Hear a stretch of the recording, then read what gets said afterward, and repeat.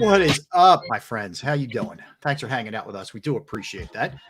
It's D Gun. I am Rob Ellis. We're Sports Take, JAKIB Sports YouTube Network. All right, Gunner, let's look at the Washington Commanders. So they've beaten the Cardinals in their opener at home, a game they trailed in and came back, and then they beat the Broncos. It was kind of a back and forth game. They actually almost gave it up on a Hail Mary. Yep. And then they got away with a hold or a defensive pass interference on the 2-point conversion, but nonetheless. So they win their first two, which was kind of surprising. And then they get really throttled last week. They lose 37-3 to Buffalo, a game where they turned it over 5 times, 4 interceptions from Hal, but there were 5 altogether. They had 9 total sacks in the game. 9. Oof. So for the season, you mentioned this earlier, they've given up 19 sacks. Now, that's a combination. It's an offensive line that isn't great to begin with, that's banged up, and Hal holding the ball too long. This is part of what you get with young quarterbacks, too. I mean, he's in his second year, but this is his first year as a starter. I think he started 1 game last year, their season finale. So you're going to get some of that right now. But you would think that this Eagles pass rush and the defensive line should be able to have a really big game. It may be the key component to this game. Well, I think young Mr. Howell should just bypass cleats altogether and put on lightweight sneakers, because he's going to be running for his life much of this game. But I wonder if Sam Howell has the stamina to withstand what's to come. I think he lacks some energy, Rob, and here's why. I just found this on Eagles Nation. Commanders quarterback Sam Howell has never eaten a burger, steak, or any sort of beef in his life and refuses to try it. He also has never had seafood. Chicken is the only meat I'll eat, he says. He also says the only way he'd eat a steak is if the Commanders win the Super Bowl, and he would probably take 1 bite. All right, you got a quarterback. They won't eat meat. Okay. Well, wow. I don't know. A little Todd Marinovich action there. Has he ever had a soda in his life or candy? That's interesting. Hey, you know what? I'll never forget that story. It was well documented in the Sports Illustrated story about Todd Marinovich and how he was weaned on, just healthy foods his whole life and how healthy he was. Yep. And he was this great college quarterback. What happened to him when he got to the pros? Well, so what happened was, Derek, his father Marv was so restrictive. Yes. So so smothering. Controlling. Yes. He started rebelling even in high school, smoking weed. He would go to McDonald's with his buddies when the dad wouldn't, dad didn't know, and all this other stuff. Not whatever. I mean, but so what happened with him was, you know how it is, not to do a whole parenting rant here, but you want to be strict. You want to make sure that the rules are enforced. But if you smother your kid, they're gonna rebel in a lot of ways. And he went nuts the other way. He did. He went off the deep end. He wasn't worthy of being drafted where the Raiders drafted him, et cetera, et cetera. So he washed out, and there's a good 30 for 30 on him. Yes. If you ever get a chance. It's very good. I think Howell might be protein deprived. And I'm not saying that's Sam Howell, by the way, all the Marinovich stuff. I'm just saying that's interesting. Saying. I didn't know that. So he was pretty healthy growing up. Okay. Let me tell you something. I'm gonna tell you right now, if the doctor told me, Mr. Gunn, unless you give up all beef and seafood, you have less than 6 months to live, I'm calling everybody I know and say, hey, look here, whatever you need to say to me, you got less than 6 months to do it, because I ain't giving it up. I ain't doing it. Ain't happening. You know what I'm saying? I like my steak. I love my seafood. I ain't doing it. I love chicken also. I ain't doing it. Far be it from me, by the way, to make fun of anybody's dietary, as Christie points out. If that is your lifestyle and you live to be 100 years old and you upright, breathing and walking, that is your prerogative. I'm just telling you from my perspective. I hear you, man. If a doctor told me, Mr. Gunn, you have another 20 years to live if you give up beef, or you have 6 months, I'm telling everybody now, look, here's where all my documents are. Here's the will. Into all the accounts. Yeah. I want to say goodbye. And if I have to make amends with somebody and say I'm sorry, I apologize. What are you apologizing for? I don't know. I just want to make sure I go out in a blaze of glory, doing the right thing. If I offended you in any way, I apologize, because I got less than 6 months. Yeah. I'm with you. I appreciate your steadfast belief in me. Eagles fan. Ellis eats from the bird feeder. It's true. It's true. Oh my God, it's so bad. It's so bad. All right, so All right, let me give you some stats on them. Just to tell me, to throw it past you here. Tell me what you think. All right. Offensively, they're scoring 19.3 points per game, which is 19th in the league. They're rushing at 106.3, which is 15th. And their passing game is 25th at 182.3. I mean, not exactly scary stuff there offensively from Washington. And now Brian Robinson, who I think is a pretty good running back, he's rushed for 216 yards, 4.6 yards per carry is good, and he's found the end zone twice. Yes. I'm feeding him more if I'm them, but Yes.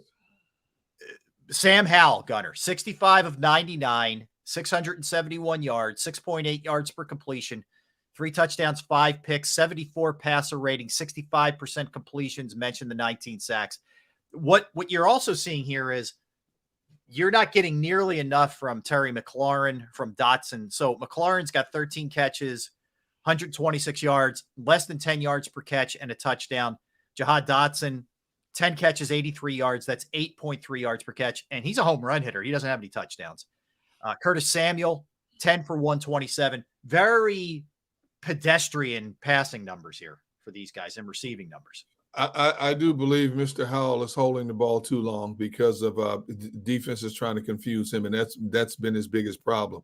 If I'm Eric Bieniemy, I roll this kid out, let him throw on the run. I've seen him do it from highlights the first couple of games. He has a nice arm. Yeah, I'm not letting this kid stand in the pocket and take unnecessary shots. My rhythm offense would be 1, 2, 3 throw. When you have Terry McLaurin, Jahan Dotson, and Curtis Samuel, I don't care how good your secondary is. Somebody's getting open within a 3 count, whether it's a quick slant route, whether it's a quick curl route, quick out route, 5-yard out route, whatever the case may be. I'm not holding the ball longer than a 3 count. If nobody's there, throw it away, live to play another day. I'm not taking an unnecessary sack and forcing my team backwards instead of trying to move forward. I didn't get to see Washington play Buffalo and can't base a whole lot on just the highlights itself to see what was his problem. But I would almost guarantee you it's a young guy being confused because teams are trying to disguise, especially in Buffalo's case, doing an incredible job disguising what looks you're giving them. And then all of a sudden when the ball snaps, they bail into something else or send more attackers than he accounted for. Right. I'll offset that. Eric Bieniemy and offset that. You know what? 1, 2, 3 this way, 1, 2, 3 that way, 1, 2, 3 over the middle. Get it out. Just like salsa dancing. 1, 2, 3, move. 1, 2, 3, move. Boom, boom, boom, boom. Keep it moving. Keep the feet moving, man. Let it go. Let it rip. Yeah. Well, especially when you know what's coming in, you know what's coming after you this week. It would make a lot of sense to do that. That's for sure. So that's where they are from an offensive perspective here. Let's look at them defensively, Derek. So they're allowing 28.7 per game, which is 14th in the NFL. They're giving up 128.7 on the ground, which is 22nd in the NFL, and they're 13th against the pass. So they're giving up about 203 in the air. Not bad against the pass. Their rushing numbers aren't good, especially for a defensive line that's got the talent that they have. They should be better than that. No, there's no question about it. This is a defense that's going to have to rely on its front, and obviously the front has let them down in run defense. When I look at Washington's overall defensive personnel, great front guys, just okay linebackers, and an okay secondary with a rookie at one corner. That's not a great recipe for trying to assert yourself and being an opportunistic defense. It's just not. Kendall Fuller's a decent corner, but Kendall Fuller has never panned out to be what a lot of people thought he would be. Now there's Cameron Curl. He had some great games last year, and he had a good game against the Eagles last year. Yeah, he did. But I'm not afraid of Cameron Curl, okay? The linebacking situation, Cody Barton, Jamin Davis is another guy. When you look at a lot of Washington fans, they've been extremely disappointed with him. They, projections were that he could be a star in the making in the league. That hasn't been the case. He was the 19th pick taken overall in 2021. Has not lived up to it as a linebacker. So it all comes down to how you attack and defend against that front four. I'm gonna tell you what, man. When you're talking about Chase Young, Deron Payne, Jonathan Allen, and Montez Sweat, man, that's a great quartet of players to have in the trenches for you. Yeah. And let's face it, last year, both games, This was without Chase Young, especially the D tackles, Deron Payne and Jonathan Allen, gave the Eagles' interior offensive line fits the whole game. Gave them fits. They did. Now, I expect it to be a great war of attrition in the trenches again this year. But with Chase Young coming off the edge along with Montez Sweat, it's going to be interesting. But for both teams, Rob, what's the best way to neutralize a pass rush? Hit him in the mouth running the football. Yeah. And that's not something the Eagles do extremely well, and Washington does not. So let me talk about, let's get back to the Eagles for 1 second, because I want to relate it to Washington here. One of the other areas the Eagles offensively haven't been good at, and Nick Sirianni spoke about it today, is they're 25th in red zone efficiency. Yes. In terms of scoring touchdowns. And we remember how effective they were last year in that category. What do you attribute that to? Is that just still they're just not where they are, where they need to be yet? They're still figuring out what teams are doing. Teams have done a great job up to this point in the red zone of disguising what Jalen Hurts is looking at, and it's caused a lot of disruption in the flow of what they want to do, and who the primary and secondary targets are when you get inside the red zone. It's definitely scheming. Mm-hmm. You know, you face three of the best in terms of scheming, okay, and you got to figure it out. And if there's a team you can figure it out against, it's against this Washington team. You know, I expect it to be definitely less flawed when you get inside the red zone. If they decide to go to the pass more so than the run, this is a team where you could have a good measure of success going against. Now, don't stand back there and hold the ball too long. Shorten your receivers' routes, you know, but the back seven is not world beaters. You know, take advantage of it. Keep them on their heels. Attack them. Identify what the weakness is quickly and keep attacking it. And when they start covering up and sliding coverages over one way or the other, hit them with the run. Punch them right in the mouth with the run play. Soften them up. You know, you should be able to control the clock 6, 7, 8 minutes on this defense. No question about it. It should be lopsided again in time of possession. It should be another 38-22 type time of possession again. Yeah, I agree with you. There was, you know, one of the reasons I think the Eagles were so effective in the red zone was if you got 3rd and goal, 4th and goal, 1st and goal, 2nd and goal, whatever, and it was, you know, I'm talking about on like the 1 or the 1.5, you were just going to do the tush push and score. But you also have to be able to throw it sometimes and be successful there. This is where you utilize some Goddard a little bit more. You know, I just think they need, for a team that runs the ball that well, those numbers should go way up, you know, from what they were. Yes. That's the frustrating thing with them. Because you just feel like there's so much more here to it, you know? Oh, there is. There's no question there is. When a team starts cheating up personnel to defend your run, and you get A.J. Brown and Devontae Smith and Goddard in a lot of one-on-one situations, you should be able to tear them up in the passing game to make them respect it. Okay, you're going to cheat up now and try to stop the run. Here's what we got for you. You know, that's what they did last year. Mm-hmm. And I'm surprised through 3 games that we're still talking about how jagged the passing game is. You know, now at some point it's going to be a perfect storm some game. I'm hoping it's this game so we can stop talking about this in a negative light. But until we see it, we're still going to talk about it. It's still going to be brought up to Sirianni in press conferences, to Jalen Hurts in press conferences, so on and so forth. Yeah, look, I think as much as we're both on the same page, just win however you have to do it. You want to be able to know as you get into the meat of this thing with the schedule that you can be a balanced attack. Right now, they're not necessarily balanced. They're very lopsided. But when you start playing like the stretch when you get Miami, so this isn't that far off. I mean, you have 3 more, it's about 4 more weeks, but Miami, Dallas, Kansas City, Buffalo, San Fran, Dallas against Seattle. You know, this having the ability to run the ball is great, but you're going to have to tap into your passing game and be a little bit more effective with it against those teams. It's just the way it is. Yes. No question about it. Did we expect too much coming out of the gate? Maybe. Yeah. But that's because of you spoiled us. You spoiled us a year ago. And that's one area of this entire team we thought would be just meticulous from the start. And yet it's the one area we seem to talk about the most. And when I say we, not just we, but across all platforms in this region, is what they continue to talk about. Where's this lethal passing game that we saw a year ago? Why is Jalen Hurts hesitating with the ball in his hands? Why is he throwing it out of bounds?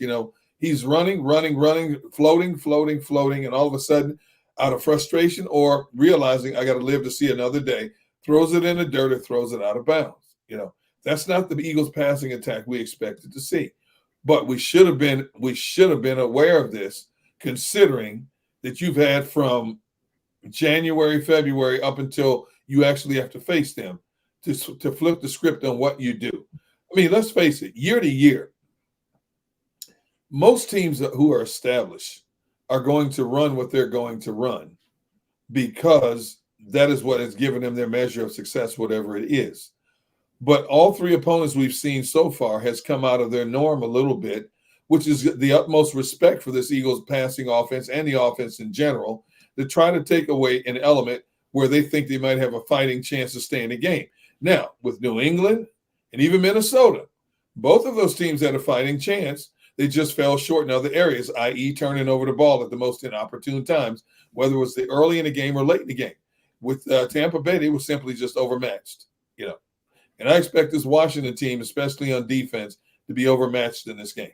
I agree with you. I think that the point spread is accurate. 8-ish, somewhere in that neighborhood. I think this is going to be a game where early, if I'm the Eagles, I'm testing Washington on the ground. I'm talking about offensively. I'm going to try and pound it down their throat early. Yes. And if they can't stop it, then I'm going to ride it like I've ridden it the first few weeks here. But again, if they're countering, if they're loading the box and they're saying we're going to do is stop you with the run game, that's where Jalen has got to be effective. That's where you got to hit the slant plays and let AJ get the run after catch stuff. Yes. Where Devontae, you're doing the precision passing to the sideline with him with his great route running. Or that's where maybe if Quez Watkins comes back, you're hitting him, or Zacchaeus is doing some things. This is where, and Goddard, not to mention. Goddard float over the middle. Yeah, that's where you got to beat him up in terms of that stuff. Yeah, sure. Absolutely. Yeah.